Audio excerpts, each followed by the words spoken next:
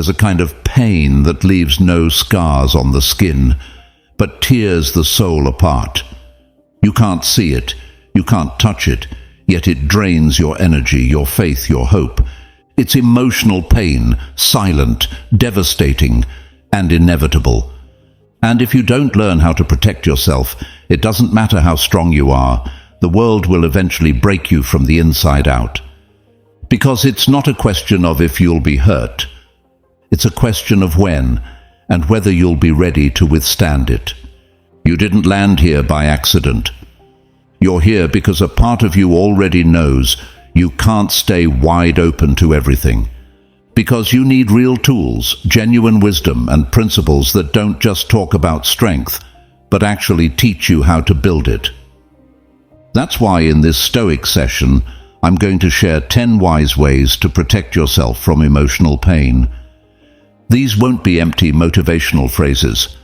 They'll be life strategies, forged in the fire of the Stoics, so that no matter what storm you face, you stay standing. Each of these ways is a brick in your inner fortress. Each lesson, a reminder that peace isn't something you find out there. It's something you build within. Stay with me until the end, because the final way might just be the shield you've needed your entire life. And today, it will finally be in your hands.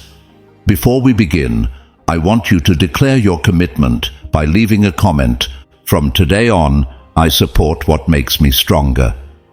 That phrase will be your reminder that every tool you use here not only improves your life, but also helps spread Stoicism to others. This is your moment to take action and show that you're truly committed to personal growth and to keeping this philosophy alive. No more delays. Let's begin. Form 1. Build your invisible wall. In this world that demands so much yet teaches so little, protecting your mind is not optional. It's an urgent necessity.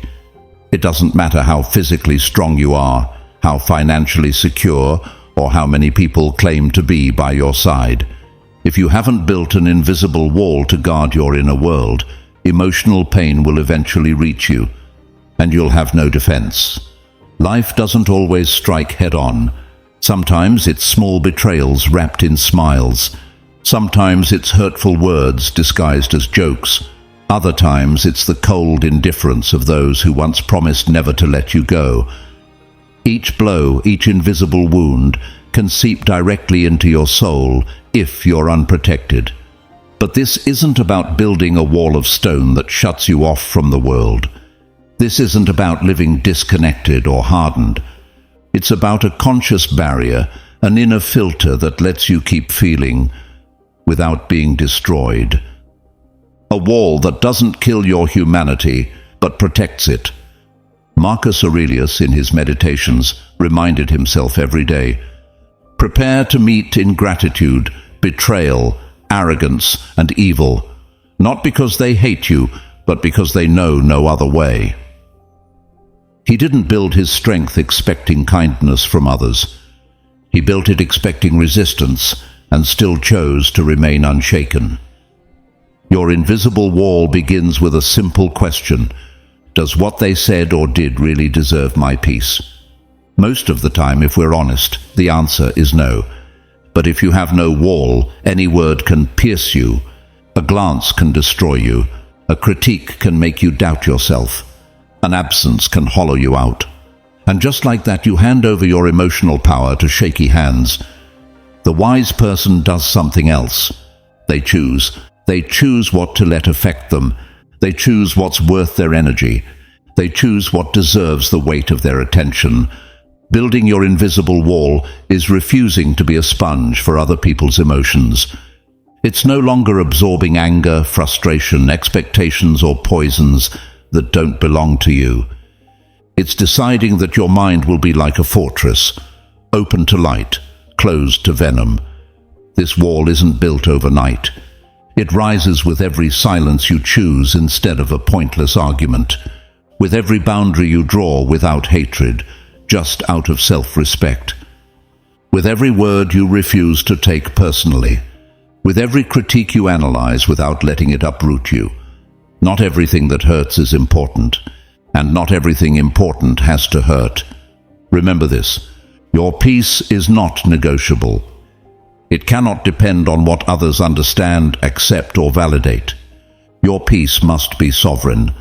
It must be a territory that only those who contribute are allowed to enter, not those who seek to destroy. Now imagine an insult thrown at you, a rumor spread behind your back, an unexpected betrayal. Picture them crashing against an invisible wall and falling to the ground, harmless, not because it doesn't sting, but because you've chosen not to carry that pain, because you've remembered that not everything happening outside must enter inside. Building your invisible wall is a daily act of emotional intelligence. It's seeing the wound but not letting it infect you.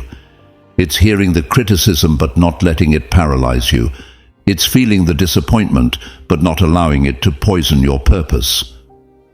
Epictetus taught, if someone insults you, remember, you are not what they say, you are what you know you are. The wise don't react to every provocation because they've understood a deeper truth. The louder someone gets, the less power they truly have over you, unless you let them in. Today I invite you to lay your first brick. It won't be easy. There will be days you drop your guard, moments when the pain feels too close. But each time you stop an insult before it poisons your mind, each time you ignore an empty critique, each time you let go of a disappointment without letting it drag your soul down, you're building your wall. And behind that wall, you won't be alone. You'll be with yourself, in peace, wiser, freer. Remember, this is not about becoming insensitive. It's about becoming indestructible where it really matters. The first wise way to protect yourself from emotional pain is not to strike first, not to distrust everyone. It's simply learning to filter, to protect your mind like the sacred treasure it is. Building your invisible wall is not rejecting the world. It's choosing which parts of the world you allow in. And now that you've begun building your inner walls, you're ready to construct something even stronger.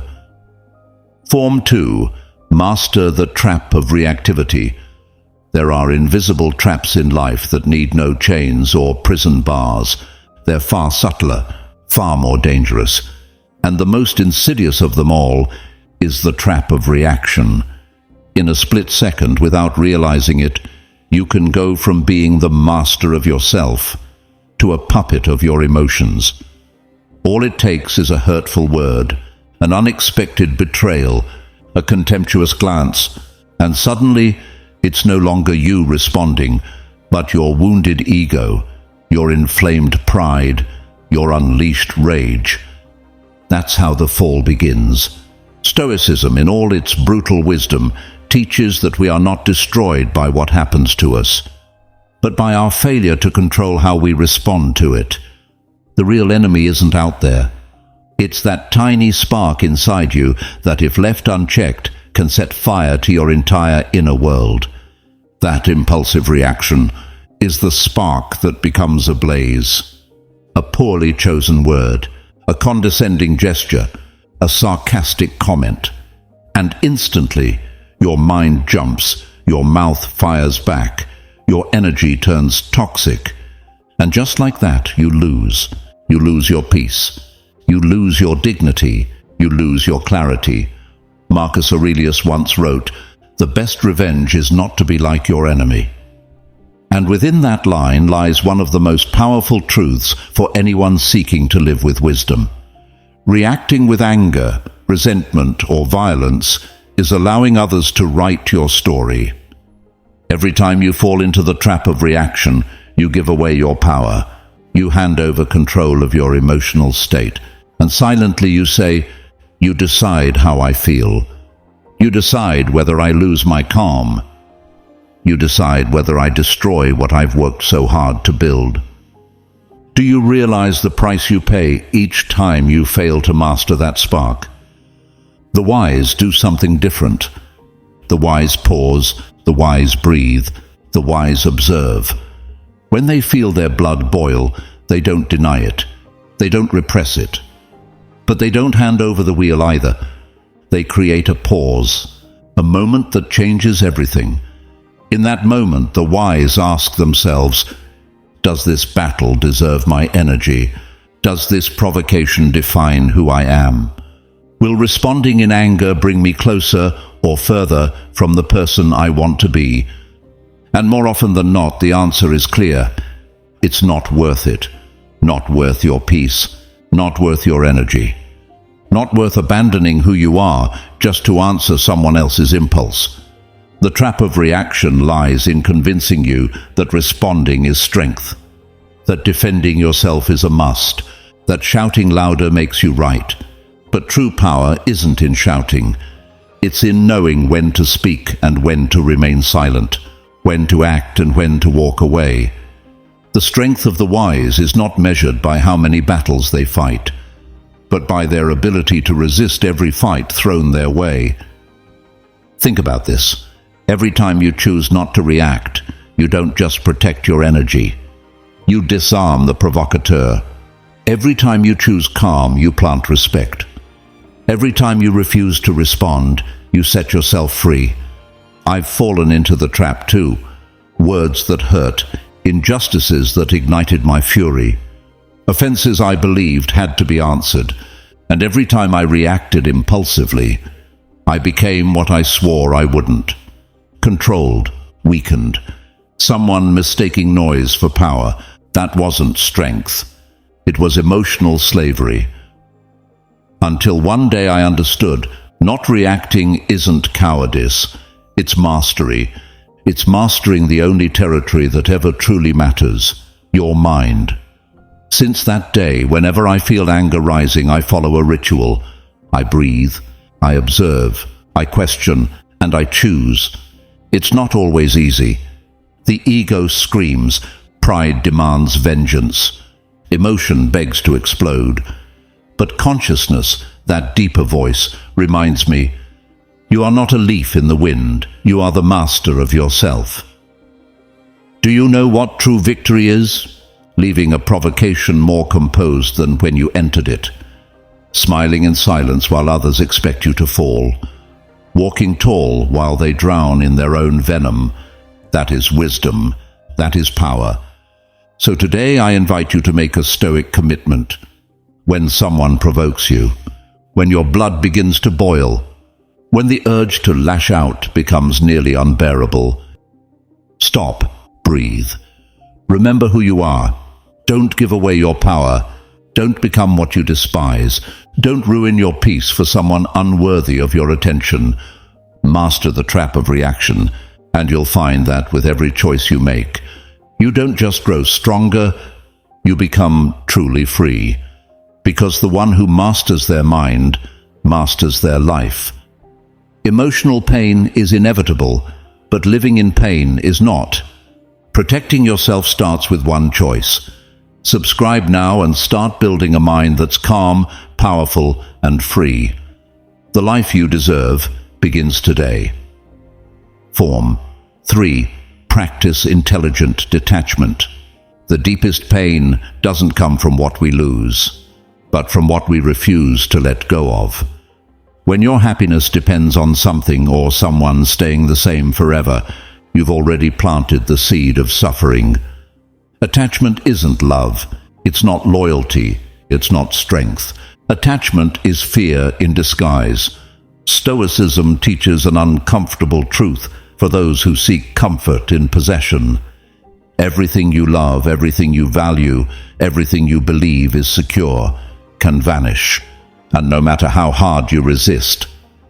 Life will change. People will leave. Circumstances will shift. The world won't ask for your permission to move on. The question isn't if you'll experience loss. The question is, how will you face it? With desperation? With resistance? Or with the quiet dignity of someone who has made peace with impermanence?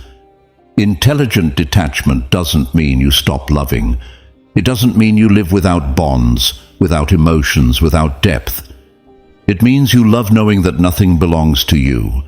It means you enjoy fully without trying to control. It means you hold with open hands, not with chains. Marcus Aurelius captured it with serene bluntness. Receive without pride, let go without attachment. Do you see the power hidden in that simple phrase? Most of us were taught to cling, to hold on at all costs, to fight against the natural flow of life. And then we wonder why it hurts so much, why goodbyes feel like death, why change feels like destruction. It's because we were never taught how to love wisely. We loved from need, not from fullness. Practicing intelligent detachment means recognizing that everything you love is borrowed, not owned, not eternal, not guaranteed. And still, you choose to love, without fear, without chains, without illusions of permanence. When you embrace this way of loving, something profound shifts. You stop living in anxiety. You stop measuring your joy by how long things last. You stop suffering every time life inevitably moves. Intelligent detachment doesn't harden your heart. It sets it free. It lets you love more deeply because you're no longer loving to possess. You're loving to accompany, to grow, to honor, not to control. I've felt the pain of losing what I once thought was essential. Relationships, dreams, chapters of life that collapsed no matter how tightly I tried to hold them. And for a long time, I resisted. I clung, I suffered, until I realized it wasn't the loss that was destroying me, it was my refusal to let go. That understanding changed everything. Now I see each relationship as a temporary gift, each accomplishment as a stop along the way, each moment as a jewel that shines precisely because it can never be repeated. And then something extraordinary happened. I began to love more, not less. To live more fully, not more fearfully. To be more grateful, not more entitled. Because when you know something can end at any moment, you stop sleeping through it. You value, you show up, you appreciate. Stoicism reminds us that any day you can lose the one you love, your health, your status, even your life. And far from being a sad thought, that truth is an invitation to live without holding back, without false guarantees, without fear of losing. To practice intelligent detachment is to look at the people you love and say, I don't own you, but I deeply value you. I don't control you, but I walk with you fully. I don't need you to be happy, but your presence is a blessing I celebrate. That is love from strength, not need. That is life from freedom, not fear. That is how we face life. Not with the childish illusion that everything will last forever, but with the serene wisdom of someone who knows every encounter is a miracle, every moment a treasure, every goodbye a chance to grow. Intelligent detachment at its core is a declaration of inner autonomy. It's telling life, no matter what happens, no matter what ends, I will remain standing. Not because I don't love, but because I've learned to love without fearing the letting go. So today, I invite you to make this commitment. Don't stop loving, don't stop dreaming, don't stop building bonds. But do it with open hands. Do it with the awareness that what comes is a gift, and what goes teaches. Do it knowing your worth, your peace, your happiness. Don't depend on things staying forever. They depend on your ability to love and let go with equal serenity, with the same open heart. That is true strength. Practicing intelligent detachment doesn't make you colder. It makes you more human, more free. It makes you immune to unnecessary pain, and far more sensitive to the real beauty of each passing moment, because the one who learns to let go is the one who truly learns to live. Form number 4, mastering the power of anticipation. There's one thing in life that's absolutely certain. At some point, it will hurt. And yet, Most people live as if pain were an unfair surprise, as if every blow were a betrayal, as if every loss was some mistake in the design of the universe. But the truth is far simpler and far more brutal. Pain is part of the journey. It's not a punishment, it's not an accident. It's the price of being alive. But while most people walk blindly through life, hoping the blow never comes, the wise do something different. They prepare. Not like paranoid victims living in constant fear, but like strategists who know that failing to prepare is preparing to fall. Anticipation won't erase pain, but it transforms how you live through it. When you don't anticipate, every loss hits like an ambush. Every change feels like an earthquake. Every blow is a collapse you didn't see coming. When you do anticipate, every loss is a test you already considered. Every change is a move you've already rehearsed. Every blow hits, but no longer finds you defenseless. The Stoics called this premeditatio malorum, the premeditation of evils. Each day they would spend a few minutes visualizing the hardships that might come. Loss, betrayal, illness, death. Not to suffer in advance, not to attract misfortune, but to fortify the mind, to ensure they would never be surprised by what is simply natural in the flow of life. Marcus Aurelius wrote in his Meditations, "Today I will encounter ingratitude, betrayal, arrogance, dishonesty, envy, selfishness." And instead of becoming bitter, he prepared to face all of it with serenity. Now imagine the difference. One man wakes up each day reminding himself that the world is imperfect. Another wakes up expecting everything to be fair, gentle and kind. Which of them do you think will survive the storm? Anticipation gives you an invisible advantage. It doesn't numb you, it makes you resilient. It doesn't stop the blow, but it softens the fall. It doesn't mean you live in fear of misfortune. It means you live with eyes open to the truth. That nothing valuable is ever guaranteed. That everything you love may change, decay, or disappear. And still, you choose to love.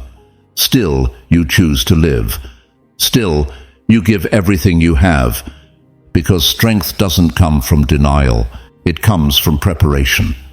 When you consciously visualize the day you may lose what you love most, you don't love less. You love better. You love without assumptions. You love with gratitude and presence. Every conversation could be the last. Every opportunity might be your only one. Every moment may never come again. Isn't that enough reason to live more awake, more thankful, more fully? Epictetus taught that we must remember daily we don't control external events, but we do control our inner readiness. Anticipation won't take away the sorrow of losing something meaningful, but it will protect you from collapse. It will shield you from paralyzing shock. It will spare you the bitterness of being unprepared.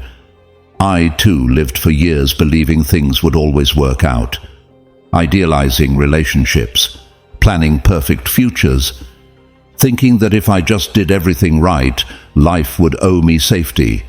And then came the blows, the losses, the disappointments, and I broke. Not because life was cruel, but because I wasn't ready. I clung to the illusion of control.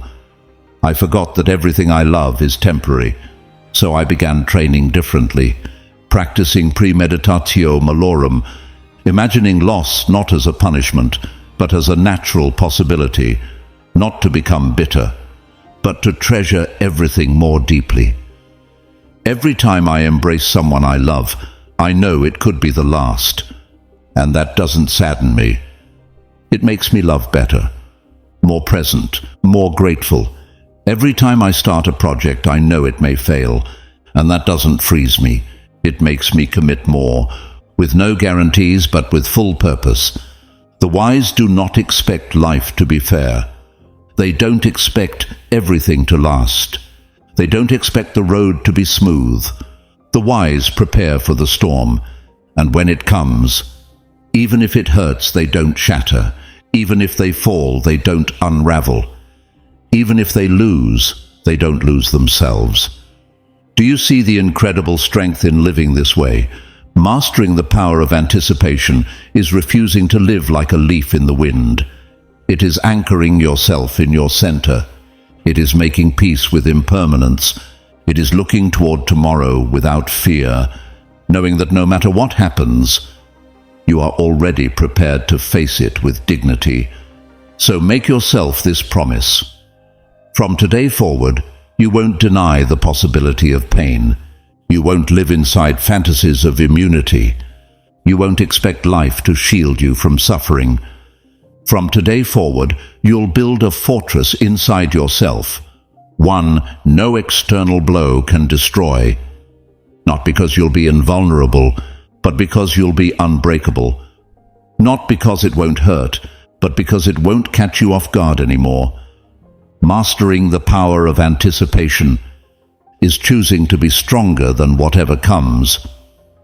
Form number 5, redefining failure. One of the greatest emotional poisons that paralyze people isn't the pain of falling. It's the story they tell themselves about the fall. The fall itself isn't what destroys you. What destroys you is the judgment that follows. I failed, therefore I'm worthless. I lost, so I must be a failure. I made a mistake, so I don't deserve anything good. Do you see it? It's not the event, it's the narrative. It's not the wound, it's how we interpret the wound.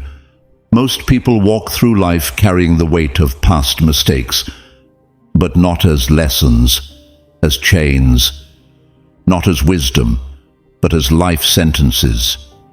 And here lies the root of so much suffering.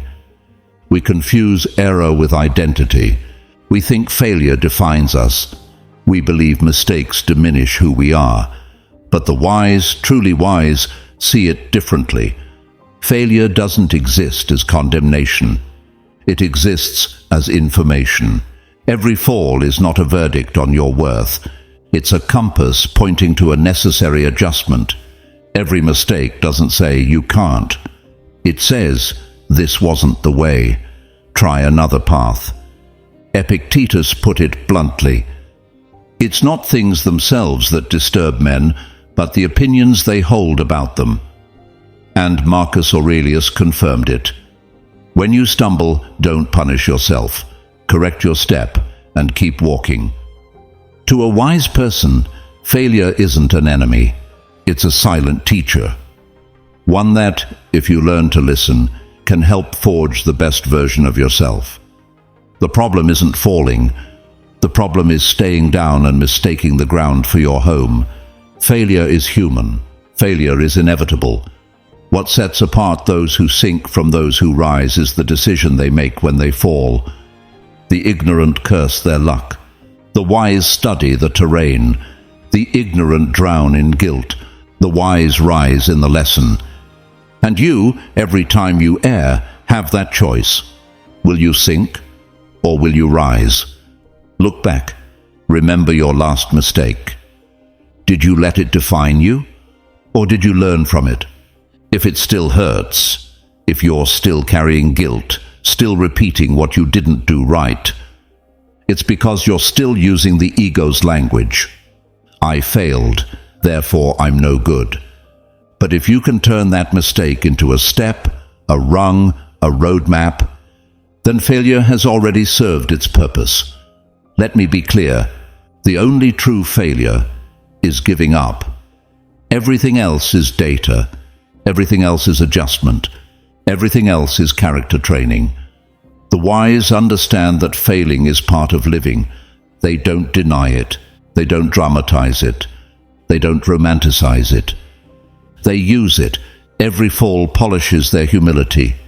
Every error sharpens their clarity. Every obstacle reinforces their resilience. The wise don't walk through life avoiding mistakes. They walk knowing that every mistake can be turned into inner gold if seen with the right eyes. I too spent years drowning in the swamp of perfectionism. I thought that if I failed, everyone would judge me, that if I stumbled, no one would trust me again, that if I made a mistake, I would lose my value. So I turned every small error into an unnecessary tragedy. I froze before trying. I punished myself more harshly than life ever could, until I realized something powerful. Life doesn't reward perfection. Life rewards lucid persistence. The wise don't compare themselves to others. They compare themselves to who they were yesterday, and if today they're even a millimeter better, they smile and keep going. Redefining failure comes down to one essential Stoic principle. It's not what happens that matters. It's what you do with it. If every mistake, every fall, every disappointment makes you wiser, stronger, more aware, then you've never actually failed.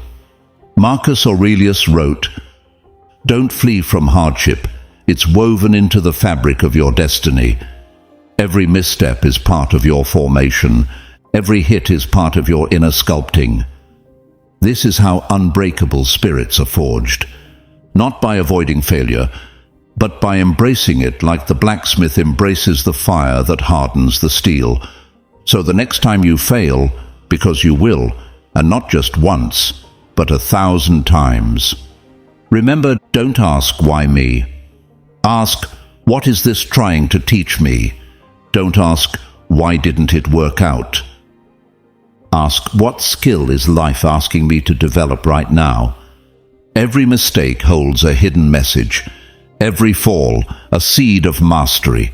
Every apparent defeat, a disguised opportunity. But only if you're brave enough to look with the eyes of a learner. From today forward, redefine your relationship with failure, not as a stain, but as a map. Not as a sentence, but as a door to a wiser version of yourself. Failing isn't falling. Failing is refusing to learn. Let every fall teach you. Let every mistake refine you.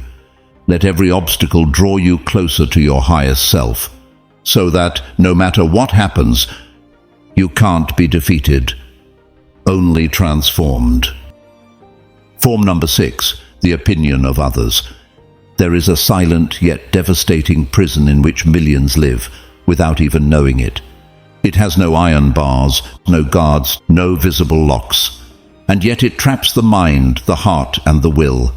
It's called the dependence on others' opinions.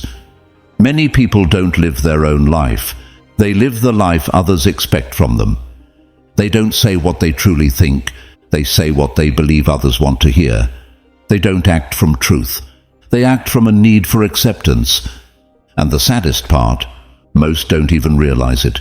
They spend years chasing fake smiles, fleeting applause, validations that vanish faster than a breath, only to realize, too late, that they spent their lives trying to please people who never really understood them.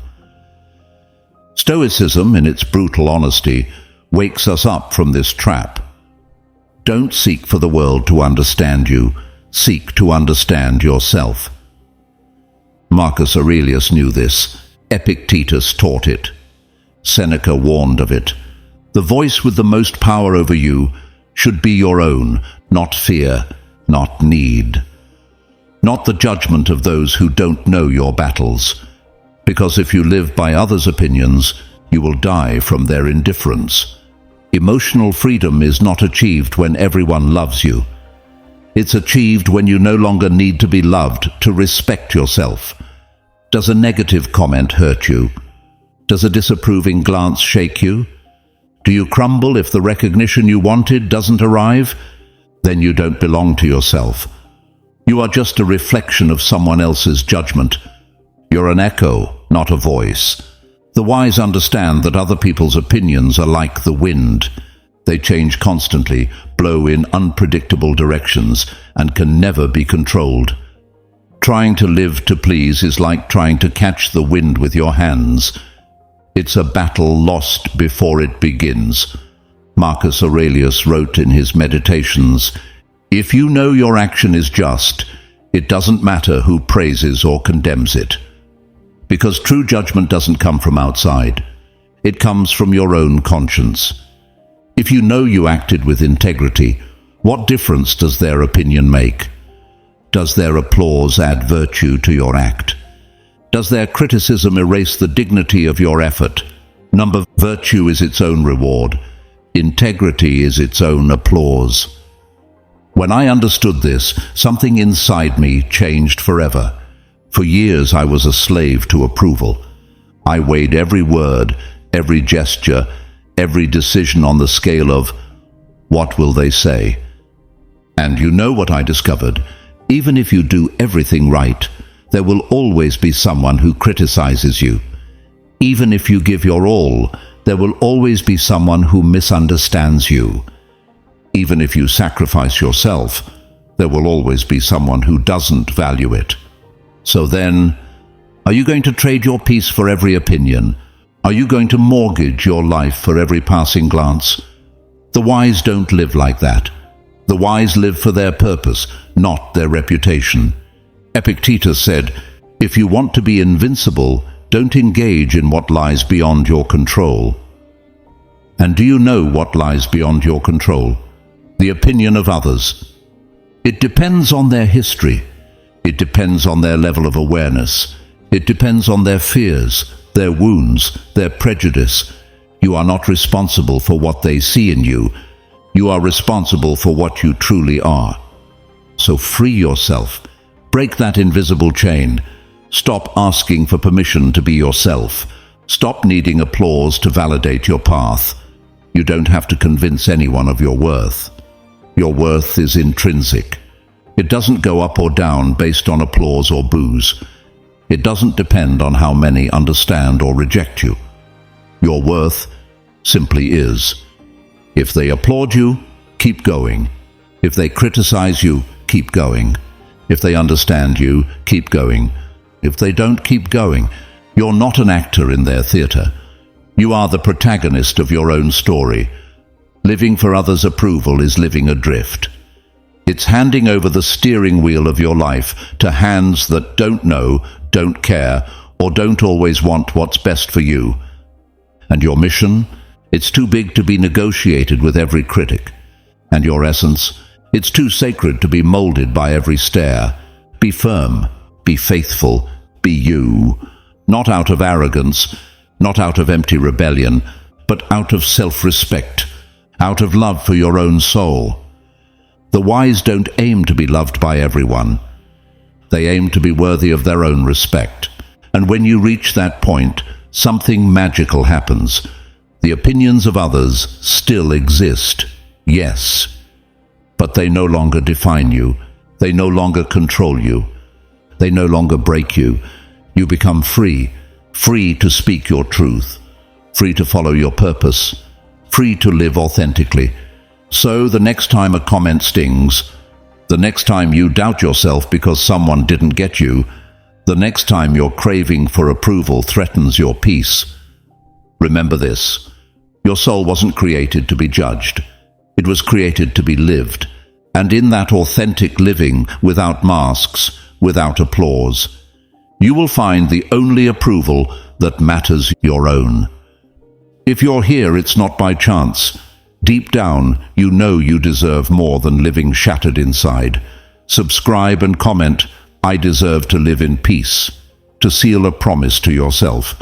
No more wounds that destroy your soul. Today you begin building an inner fortress, and when you reach the 10th form, you'll understand why protecting your peace isn't selfishness, it's survival. Don't stop now, this is for you. Form number 7, let go of the past. There are chains you cannot see. Invisible chains that don't drag your body, but your soul. Chains heavier than any iron shackles. Chains made of memories, of wounds, of nostalgia. And there's an uncomfortable truth you must face. Those chains don't belong to the past. You're still carrying them. The past by itself has no power. It can't touch you, it can't trap you, it can't decide your fate. But the attachment you hold on to, that can destroy you. Stoic philosophy understood this better than most. It's not what happened that keeps us stuck. It's our refusal to let it go. Marcus Aurelius wrote it with the wise coldness of someone who had lived it.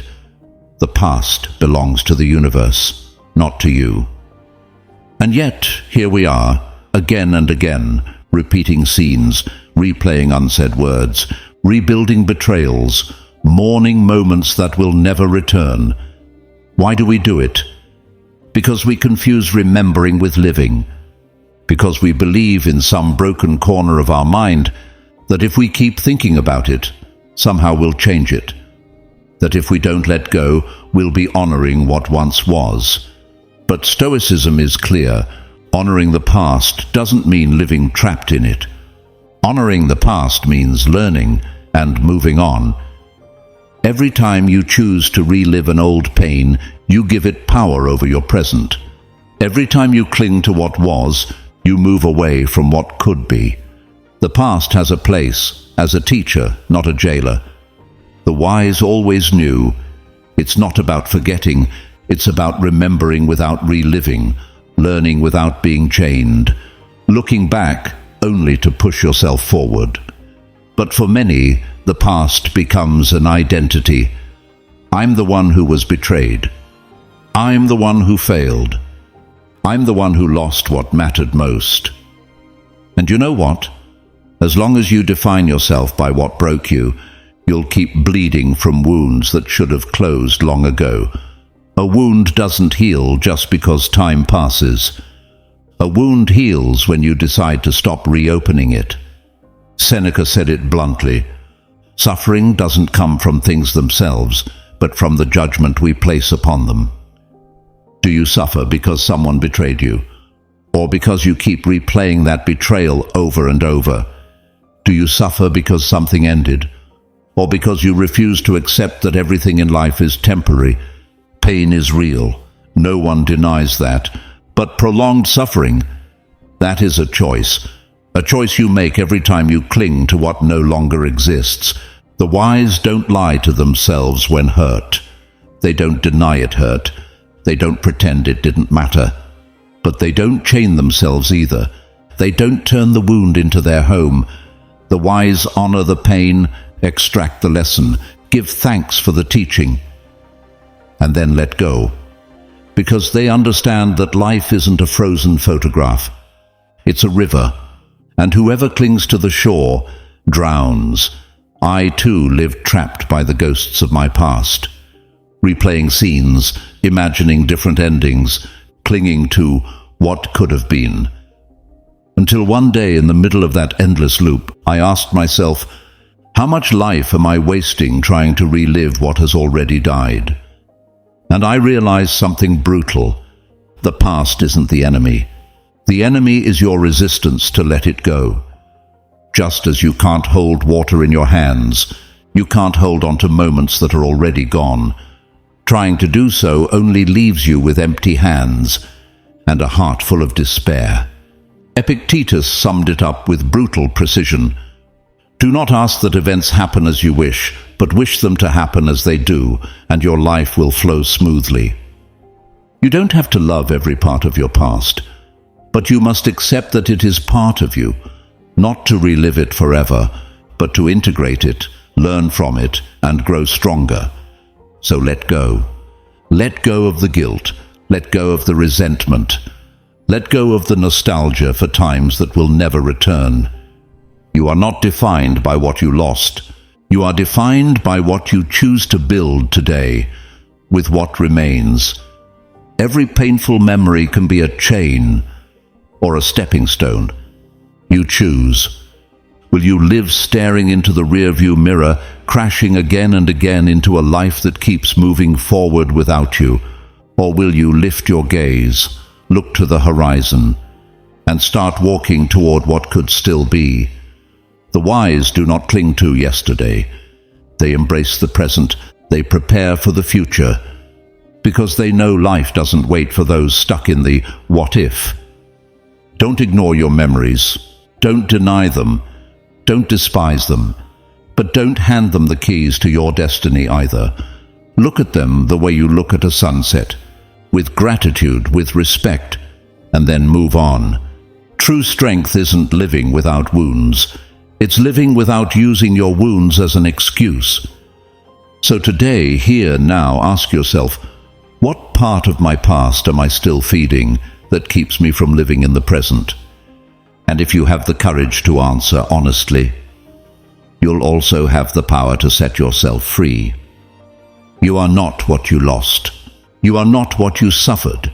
You are what you choose to do with it. Let it go. Breathe and live again. Form number 8, mastering your inner dialogue. There's a voice that never goes silent, a voice that stays with you in moments of stillness, that speaks in times of doubt, that whispers when you fall and screams when you're afraid. It's not the voice of the outside world, it's yours, and that voice can be your salvation or your downfall. What hurts you most isn't always what others say. What truly cuts deep is what you silently repeat to yourself. The human mind is an echo chamber. Everything you see, feel, and experience is interpreted, translated, and shaped by your inner dialogue.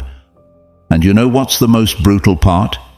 If you don't master that voice will master you. Marcus Aurelius understood this. The quality of your life depends on the quality of your thoughts. And the thoughts with the most power aren't the ones you hear aloud. They're the ones you allow to echo inside. When you fail, what do you tell yourself? When someone rejects you, what's the first thing you hear within? When you dream big, what's the first whisper that appears? If that voice says you can't, you're not enough, you'll never make it, then it doesn't matter how many people out there applaud you. You're sabotaging yourself from the inside out. Epictetus warned, "You're not disturbed by things, but by the opinions you have about them." And what greater opinion exists than the one you hold about yourself? The wise understand the real battle isn't against the world. It's within yourself. It's not enough to defend yourself from external insults. It's not enough to shield yourself from outside attacks. If your mind is your enemy, you'll be defeated even in the midst of applause. But if your mind is your ally, you can endure even in the face of rejection. Mastering your inner dialogue is an art that isn't about lying to yourself with empty phrases or fake motivation. It's not about pretending everything's fine when it's not. It's about speaking to yourself like a wise person would, not like your worst enemy. When he fails, the wise one doesn't say, "I'm a failure." He says, "This is just one more step toward learning." When he feels fear, he doesn't say, "I'm weak." He says, "Fear is natural, but it doesn't define my action." When he suffers, he doesn't say, "I shouldn't feel this way." He says, "It's human to feel, but it's also human to keep going." Your inner dialogue is the architect of your character. Every word you silently speak is a brick that either builds or breaks your inner fortress. I myself lived for years enslaved by a cruel voice. Every mistake was a whip. Every fear was a sentence. Every failed dream was an excuse to repeat, "You're not capable. You're not worthy. You'll never be enough." And believe me, no matter how hard you fight outside, if you're being crushed inside, you've already lost. Until one day, in one of the darkest moments of my life, I realized something brutal. You can't change the world while speaking like your worst enemy. If you want to be free, you first have to free your mind from its own prison. Just as a Stoic trains his body to endure cold, hunger, or fatigue, he also trains his mind to resist the inner voice of self-hatred, fear, and judgment. Because true mastery isn't about controlling others. It's about controlling the story you tell yourself. Every time you say, "I'm not enough," you're reinforcing an invisible chain. Every time you say, "I can't," you're closing a door before even trying to open it. Every time you repeat, "I always fail," you're sabotaging your ability to grow. The wise understand. Not every thought that crosses your mind deserves to be believed.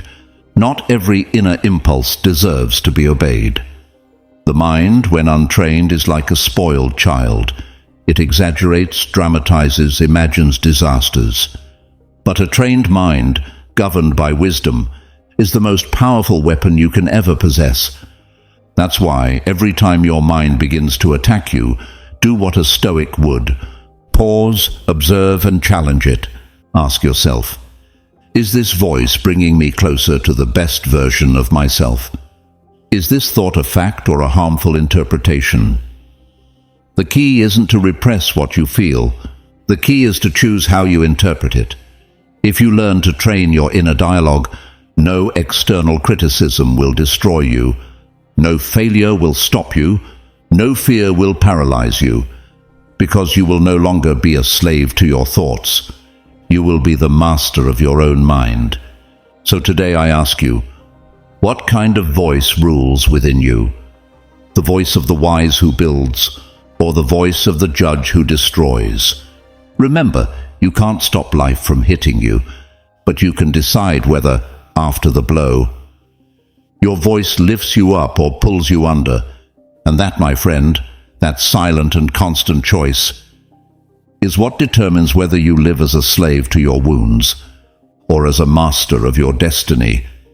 Start today, not with grand speeches, but with small words of respect toward yourself. A gentle correction when you fail, a calm affirmation when you doubt, a firm reminder when fear screams.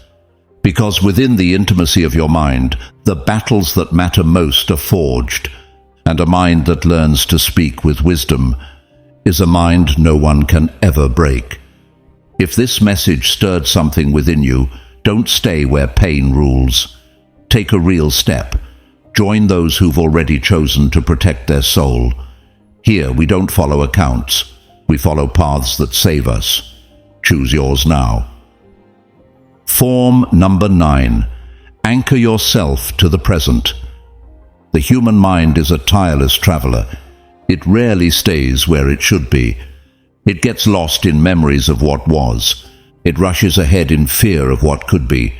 And in that endless back and forth, it forgets the only place where life truly happens, the present.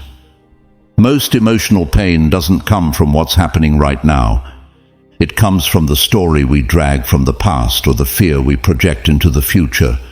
We remember that betrayal, and we suffer again.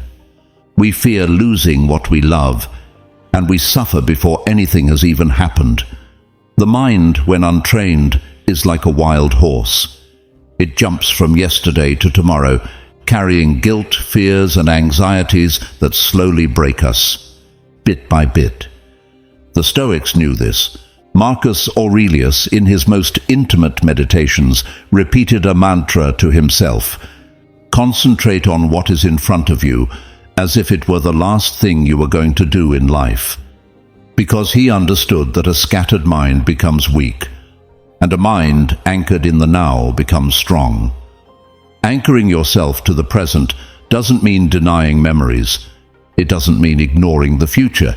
It means understanding that the only ground you can truly stand on is the now. If your mind lives in the past, you become a prisoner of what you can no longer change. If it lives in the future, you become a hostage of a fear that hasn't even arrived. But if you live in the present, even just for moments, you are free. Free from guilt, free from fear, free from the inner noise that pulls you away from yourself. When you feel anxiety, ask yourself, what is really happening right now in this very moment? And almost always you'll discover that the now is not hurting you. What hurts is the mental movie you're projecting. Stoic wisdom invites us to return to the now again and again, not as an escape, but as an act of mastery. Anchoring yourself to the present is an act of courage, because the present lays you bare. It confronts you with what's truly there, without disguise. There are no excuses in the present, no promises of tomorrow I'll be better or yesterday was different. There is only you, here, now. And if you learn to hold that gaze, you'll discover something astonishing. The present is almost never as terrible as your mind feared. The present carries no burden from yesterday, nor the weight of tomorrow. In the present you breathe. In the present you can choose. In the present you can act. I, too, was once a prisoner of my wandering mind. I spent hours replaying old conversations, imagining future scenarios that almost never happened. And in that endless journey, I wore myself out, I broke down, I got lost. Until one day, in the midst of a deep crisis, a teacher told me something I'll never forget. When your mind is trapped in what was or what could be, don't fight it. Just ask yourself, what is happening right now? And the answer was almost always the same. Nothing that terrible, nothing unbearable, nothing I couldn't handle. That's when I understood. The most intense pain didn't come from life itself. It came from my inability to remain in it. Since then, every time my mind tries to drag me away, I close my eyes, take a deep breath, and anchor myself. I feel my feet on the ground. I listen to the sounds around me. I return to my breath, and I remind myself, here and now is enough. Here and now I am free. Here and now I can choose. It doesn't matter how difficult the moment is. Suffering only multiplies when my mind escapes. When I anchor myself, everything becomes more bearable, clearer, more manageable. The ancient sages understood that time is an illusionist. It makes us believe that the past still lives and the future already weighs upon us. But reality, the only reality you can touch, breathe, and transform, is this moment. Anchoring yourself to the present doesn't erase problems. It doesn't erase pain. But it gives you a strength you cannot find anywhere else. The strength to live consciously. The strength to act with clarity. The strength not to break in advance over things that may never happen. Epictetus taught that you should not be distressed by what lies outside your control. And you know what? The past is no longer in your control. The future is not yet in your control. The only thing you can influence is what you do now. So the next time you feel yourself sinking into the mud of your memories, or paralyzed by the shadows of what you fear might come, ask yourself, what can I do in this exact moment? Maybe it's breathing. Maybe it's taking a step. Maybe it's simply being present with your pain without fleeing. But whatever it is, that conscious act, that choice to return to the now, will give you back the control you thought you had lost. The wise do not ignore the past nor fear the future. They honor them, they respect them, but they live here because they understand that life can only be lived in the present. And if you learn to hold yourself in this moment, without being dragged away, without getting lost in what was or what might be, you'll discover something no fear or sadness can ever steal from you. The peace of knowing that, no matter what happens, you can always come home. And that home is the now. Form number 10, healing in solitude. There are wounds that don't heal in applause. There are pains that can't be soothed amidst the noise. And there are inner battles that can only be won in silence. Solitude is not always abandonment. Chosen solitude can be a sanctuary, a place where you finally stop explaining your pain and begin to understand it. In a world that glorifies hyperconnection, that pushes you to share every moment, that demands a smile even when you're shattered inside, seeking solitude feels like rebellion. But for the wise, retreating alone isn't surrender, it's true healing. Because some wounds don't need more words, they need space. Space to ache, space to be understood, space to transform. Marcus Aurelius wrote to himself in his darkest days, not for others to applaud him, but so he wouldn't get lost in the echo of a world that couldn't carry his silences. Chosen solitude is that sacred refuge where you learn to listen to yourself. Not the voice of fear, not the voice of anxiety, but your deepest voice. The one that's been waiting patiently beneath all your masks. And it's not always comfortable. Solitude strips you bare. It puts you in front of the mirror. It forces you to face the parts of you you preferred to ignore. But in that encounter, brutal and sincere, real healing begins. When you dare to stay with yourself, without distractions, without excuses, without needing to justify every tear, something shifts. You discover that not everything that hurts needs to be shared immediately. That some battles are fought internally, that some tears should fall in private. Not from shame, but from respect for yourself. Epictetus taught that no one can set you free if you don't free yourself first. And that liberation begins the moment you sit in the middle of your storm and choose not to run, when instead of seeking comfort outside, you embrace yourself. When instead of asking someone else to heal your wounds, you become your own healer. Chosen solitude is a bitter medicine. It doesn't always taste sweet, but it heals from the roots. It teaches you to distinguish genuine pain from emotional noise. It helps you tell the difference between what truly needs healing and what you simply need to release. In solitude, you learn that you are not your wounds, not your mistakes, not your losses. You are who chooses what to do with all of it. In those moments of brutal intimacy with yourself, you can cry without judgment, scream without witnesses, fall without fear of being seen. And in that sacred space, the rebuilding begins. Not a superficial rebuild, not an "I'm fine" to calm others, but a solid one, silent, real. I feared solitude too, for a long time. I thought being alone meant I had failed. I believed my pain always needed an external ear to feel valid, until I understood that sometimes sharing your pain too soon is like reopening a wound before it's ready, that some battles are only yours to fight, that some silences heal more than 1,000 words.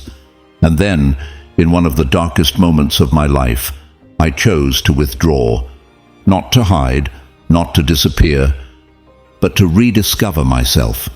I walked alone, I thought alone, I cried alone, and in that process, without witnesses, without applause, without spectators, I began to heal.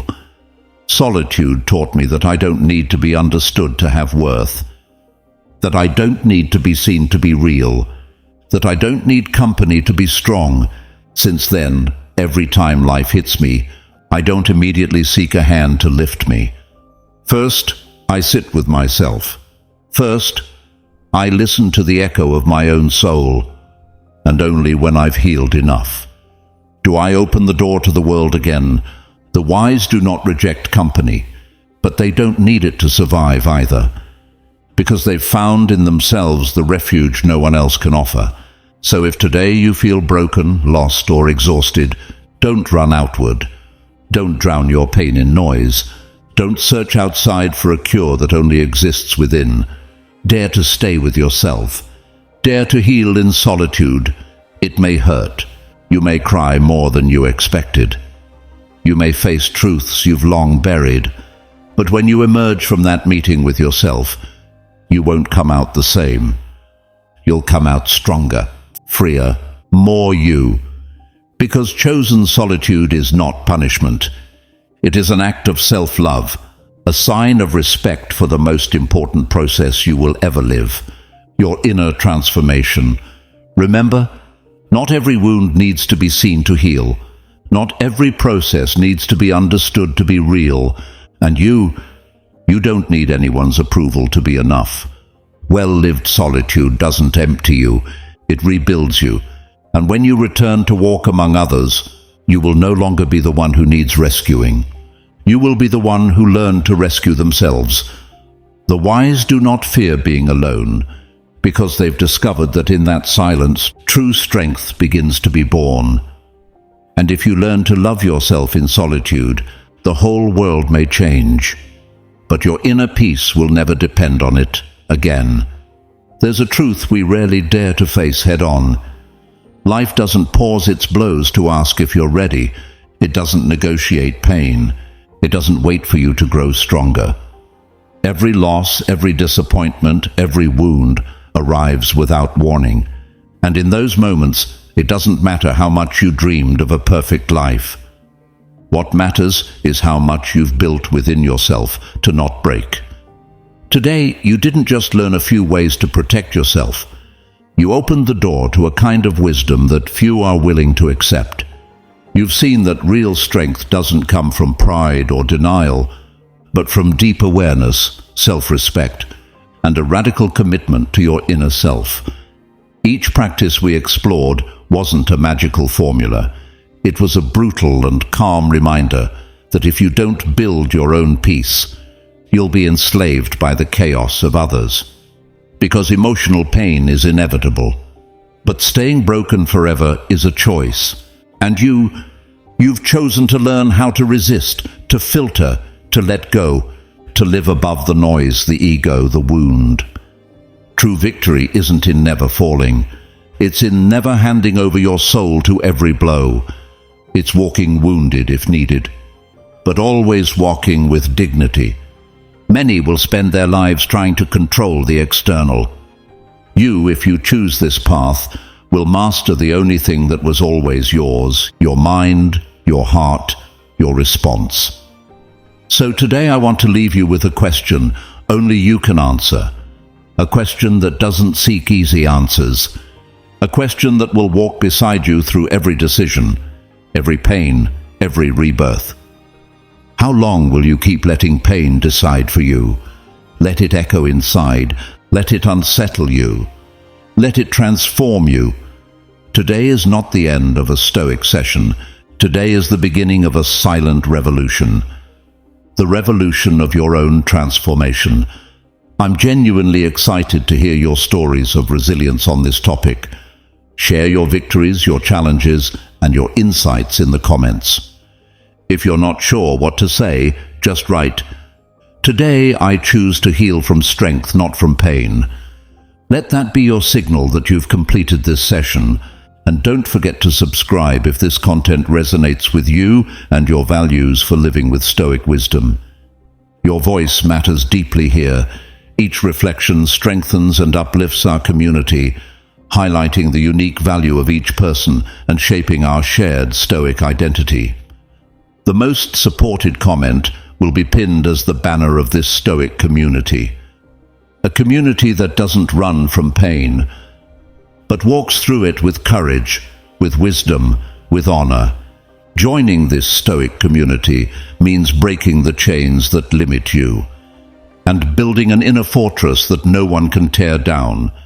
Is there a topic you'd like us to explore more deeply? Leave it in the comments. Remember, every decision counts. By exploring the pinned comment, you won't just find tools for living a more Stoic life. You'll be directly supporting our mission to continue spreading this powerful philosophy. Your support helps Stoicism reach further, touch more lives, and build a stronger community. This is your moment. Take action. Become part of the legacy. We'll see you in our next gathering on Stoicism for Winners, where we'll continue exploring the treasures of Stoic wisdom for the modern world. And until we meet again, remember this. You are the sole master of your perception, the creator of your peace, and the warrior of your own battle. This is the legacy of Stoicism, the art of being unbreakable,